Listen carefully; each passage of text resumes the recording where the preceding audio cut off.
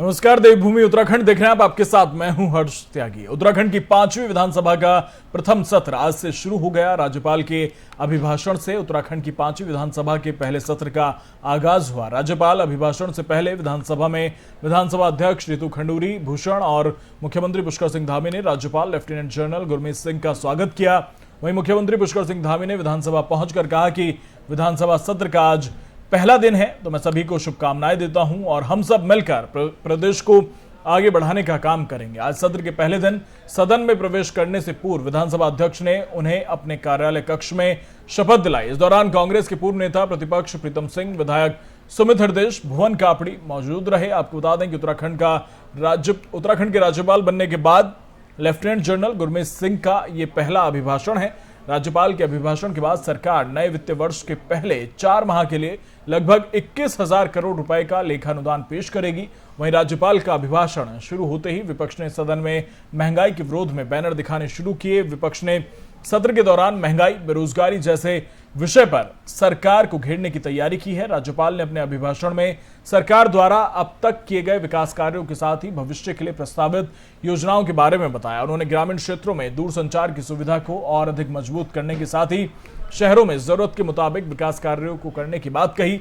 उन्होंने कहा कि हर वर्ग के विकास का ध्यान रखा गया है। राज्यपाल ने देश में अमन चैन की शांति की कामना के साथ ही अपना अभिभाषण पूरा किया।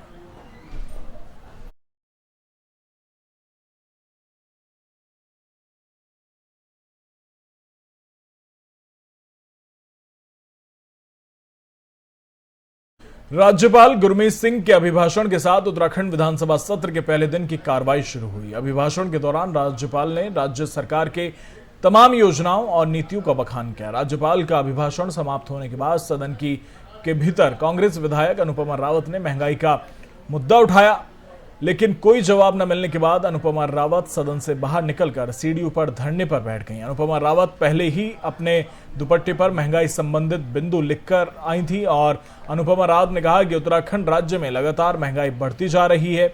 बावजूद इसके भारी बहुमत के साथ सत्ता पर काबिज हुई बीजेपी सरकार महंगाई पर लगाम लगाने में नाकामयाब साबित हुई है। डीजल और पेट्रोल के दाम लगातार बढ़ते जा रहे हैं, जिससे आम जनता की जेबों पर काफी असर पड़ रहा है। ऐसे में राज्य सरकार को चाहिए कि लगातार बढ़ रही महंगाई पर लगाम लगाए।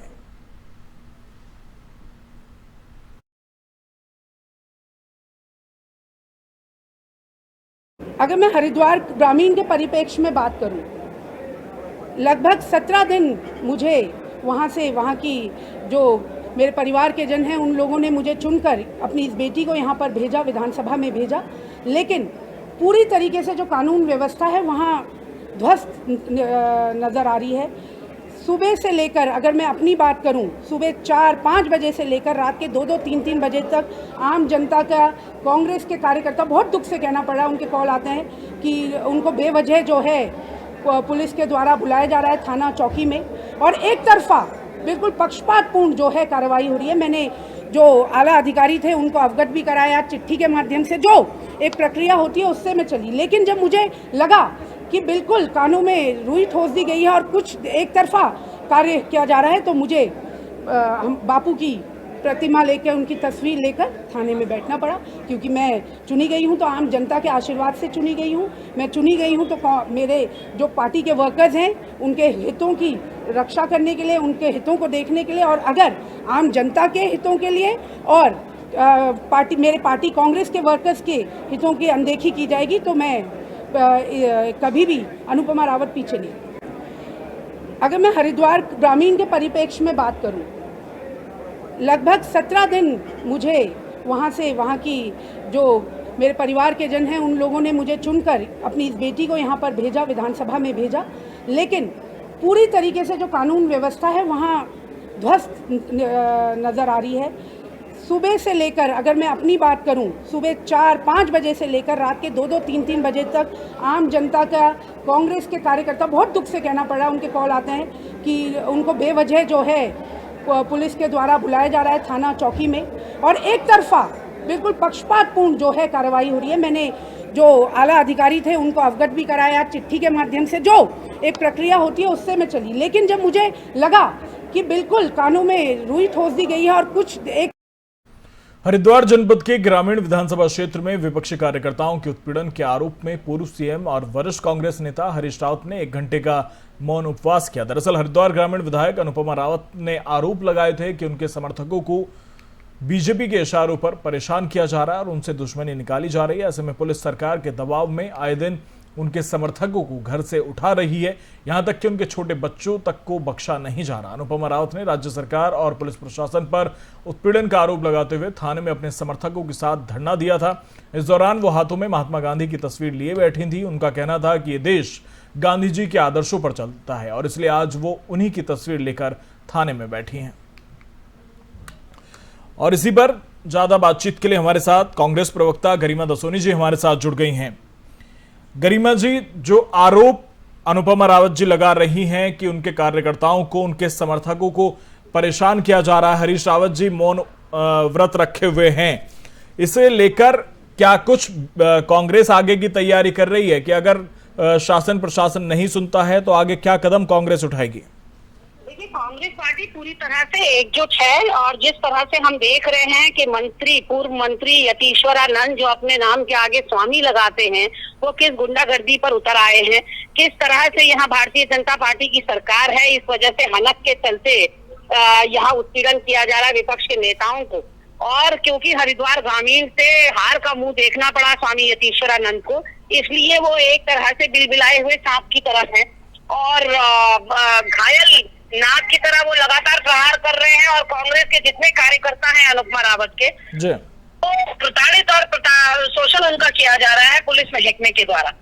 तो मैं निश्चित तौर पर ये कह सकती हूँ कि पूरा विपक्ष जो है वो एकजुट है और इस तरह की चीजें बर्दाश्त नहीं की जाएंगी। खुद बहन अनुपमा रावत ने वहां धरने पर बैठ के ऑलरेडी जो है वो एक संदेश तो दे ही दिया है पुलिस प्रशासन को कि इस तरह का उत्पीड़न बर्दाश्त नहीं किया जाएगा, शोषण कतई बर्दाश्त नहीं किया जाएगा। तो अनुपमा रावत एक संदेश तो स्वयं ही दे चुकी है और अब मुझे लगता है आगे गिरेबान में हाथ डालने से पहले यतीश्वरानंद के गुर्गों को 10 बार सोचना पड़ेगा। तो क्या ये मान लिया जाए कि वहां पर जो क्षेत्र है जहां पर परेशान किया जा रहा है समर्थकों को, वहां पर पुलिस प्रशासन जो है बीजेपी के जो नेता हैं उनकी शह पर चल रहा है और उनकी सुनवाई भी नहीं हो रही? एग्जैक्टली मैं यही कहना चाहती हूँ कि क्योंकि देखिए स्वामी यतीश्वरानंद जो है वो बहुत क्लोज माने जाते हैं पुष्कर सिंह धामी के। पुष्कर सिंह धामी चुनाव के दौरान किसी के कार्यालय के पूजन में पहुंचे हो ना पहुंचे हो, संजय गुप्ता और यतीश्वरानंद के कार्यालय के पूजन के समय पर जरूर पहुंचे, क्योंकि इन तीनों का आपस में एक सिंडिकेट है जो कि खनन का सिंडिकेट है। ये दोनों भी खनन प्रेमी विधायक के रूप में जाने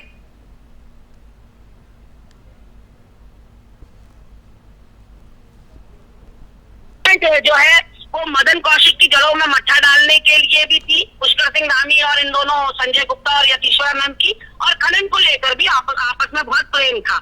लेकिन आज पुष्कर सिंह धामी को मुख्यमंत्री देखकर और अपने आप को हारा हुआ विधायक देखकर मुझे लगता है कि यतीश्वरानंद अपना मानसिक संतुलन खो बैठे हैं और बार बार जो है वो नफरत इतनी ज्यादा या घृणा इतनी ज्यादा उनके अंदर प्रबलवती हो जाती है कि वो वहां की स्थानीय अब जीती हुई विधायक को परेशान करने का काम कर रहे हैं। उनके जो कर्मठ कार्यकर्ता हैं उनको पुलिस उठा कर ले आती है, कोई कारण होता नहीं है और अनशंत कोई अनर्गल आरोप लगाकर उनको प्रताड़ित किया जा रहा थाने में ला लाकर। चलिए, बहुत बहुत शुक्रिया गरिमा जी, धन्यवाद।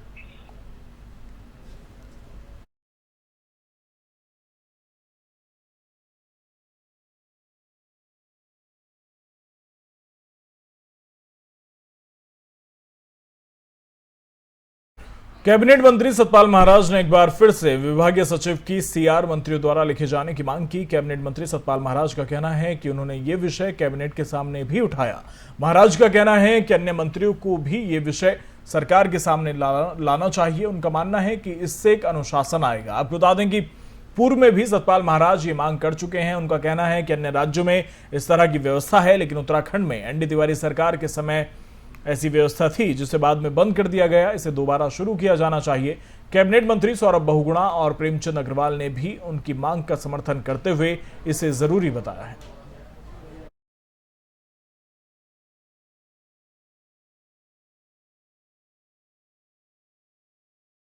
उत्तराखंड में कांग्रेस की चुनावी हार ने पार्टी में नई लड़ाई शुरू कर दी है। अब लड़ाई इस बात की है कि किसने भीतरघात किया और किस किस को भीतरघात का नुकसान हुआ। हरीश रावत ने अपनी बेटी अनुपमा को हराए जाने की कोशिश करने के ट्वीट पर भी कुछ ऐसा ही बवाल शुरू किया है। कांग्रेस के भीतर ही इस बयान को लेकर अलग अलग मत सामने आ रहे हैं। हरीश रावत वैसे तो गाहे बगाए अपनी पार्टी के लिए अपने बयानों से परेशानी खड़ी करते रहे हैं, लेकिन इस बार चुनाव हारने के बाद परेशान पार्टी नेताओं को हरीश रावत ने अपने ट्वीट से जोरदार झटका दिया। दरअसल हरीश रावत ने हरिद्वार ग्रामीण सीट पर अपनी बेटी अनुपमा के खिलाफ चुनाव में षड्यंत्र रचने का आरोप लगाया और इन्हीं आरोपों के बिना पर उन्होंने जल्द ही न केवल बीजेपी बल्कि कांग्रेस के नेताओं को भी बेनकाब करने का दावा किया है।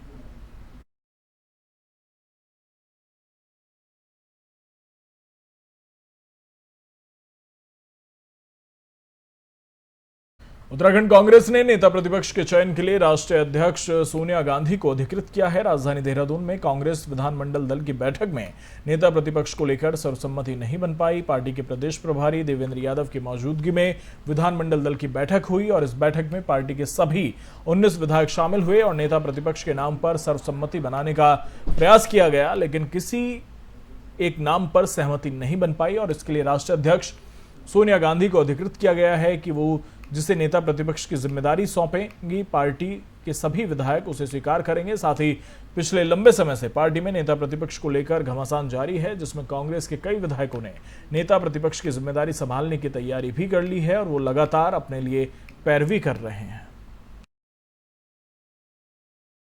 करा रहा हूं और मुझे पूरी उम्मीद है कि कल तक हमारा सीएलपी जो लीडर होगा वो जरूर अनाउंस कर दिया जाएगा। अभी मैं अवगत करा रहा हूं और मुझे पूरी उम्मीद है कि कल तक हमारा। उत्तराखंड कांग्रेस ने बड़ा कदम उठाते हुए पार्टी के प्रदेश उपाध्यक्ष अकील अहमद को पार्टी से 6 साल के लिए बाहर का रास्ता दिखा दिया। उत्तराखंड के चुनाव के दौरान भारतीय जनता पार्टी ने कांग्रेस पार्टी पर मुस्लिम यूनिवर्सिटी खोले जाने के बयानों संबंधी जो आरोप लगाए हैं उनके केंद्र में अहमद आए थे और इस मामले को पूर्व मुख्यमंत्री हरीश रावत लगातार उठाते रहे हैं और एक से ज्यादा बार कह चुके हैं कि उत्तराखंड में कांग्रेस के हारने के प्रमुख कारणों में एक ये मुद्दा रहा है। इन दिनों भी ये मुद्दा फिर उछला, जिसे लेकर हरीश रावत चुनौती भरे अंदाज में राजनीति से संन्यास लेने की बात तक कह चुके हैं। हरीश रावत के लगातार विरोध के बाद कांग्रेस ने अकील अहमद पर बड़ी कार्रवाई करते हुए उन्हें पार्टी के पदों के साथ ही प्राथमिक सदस्यता से भी 6 साल के लिए निष्कासित कर दिया है। कांग्रेस के प्रदेश महासचिव मथुरा दत्त जोशी ने एक पत्र जारी करते हुए यह आदेश दिया है, जिसकी प्रति को एक ट्वीट के माध्यम से मीडिया तक पहुंचाया गया है।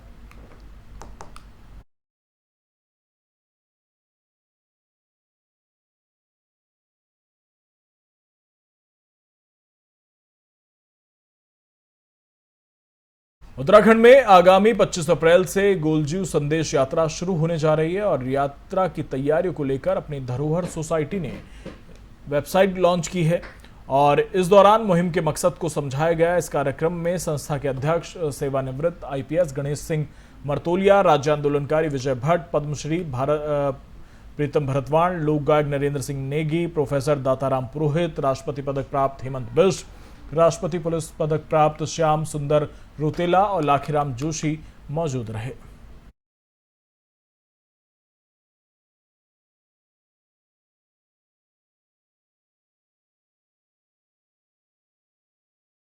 रुड़की में खाद्य आपूर्ति विभाग कार्यालय में लगातार लोग राशन न मिलने की शिकायत लेकर आ रहे हैं, लेकिन विभागीय अधिकारी लोगों को आश्वासन देकर टाल देते हैं। वहीं मंगलवार को खाद्य विभाग हमारी टीम पहुंची और जहां पर एक बुजुर्ग महिला ने अपनी आपबीती सुनाई। उन्होंने बताया कि उसकी कोई संतान नहीं है और ना ही उसके साथ पति हैं। वो बोर्डपुर गांव की रहने वाली हैं जो अपने क्षेत्र के राशन डीलर के पास राशन लेने जाती हैं, पर उसे राशन नहीं दिया जाता और वो लगातार खाद्य विभाग कार्यालय के चक्कर काट रही हैं और कई बार शिकायत कर चुकी हैं। मैंने कोई लड़का रखा हुआ है, ठीक है। हमारे तो 2 बाबू रखे हुए हैं, एक भूपेंद्र है और रुड़की में मैं रुड़की में पोस्टेड हूँ, उसमें मंजू काम कर रही है। तो सर आप तो अधिकारी, जिम्मेदारी अधिकारी तो नहीं, नहीं पता नहीं मैं रुड़की ब्लॉक का ही जिम्मेदार हूँ और बाकी जो है नॉर्थ। तो फिलहाल मेरे साथ इतना ही। बने रहिए एफएम न्यूज के साथ। नमस्कार।